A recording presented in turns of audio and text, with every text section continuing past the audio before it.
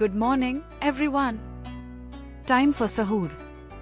I've prepared some parathas, eggs, and fruit salad. Smells delicious, as always. Thank you, my love. Kids, come on, let's eat before the azan. Mama, how do you wake up so early and still look so awake? Practice, my dear. Besides, Suhoor is a special time. It's one of the blessings of Ramadan. Baba, why is Suhoor so important? Can't we just fast without it? Good question, son. The Prophet Muhammad said, "Eat Suhoor, for there is blessing in it."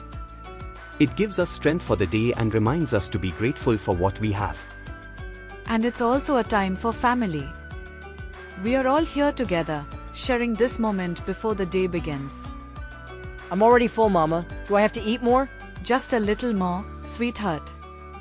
You'll thank me later when you're not feeling hungry halfway through the day. Don't forget to drink water, little brother. It's a long fast today. She's right. Hydration is key. And remember, it's not just about food, it's about our intention. Why are we fasting, kids? To get closer to Allah?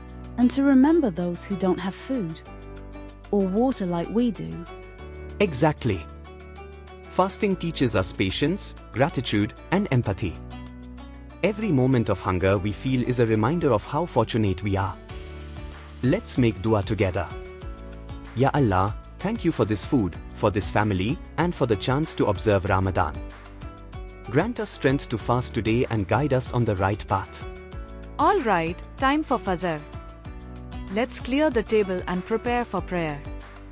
This was nice. I think Suhoor might be my favorite part of Ramadan. Mine too.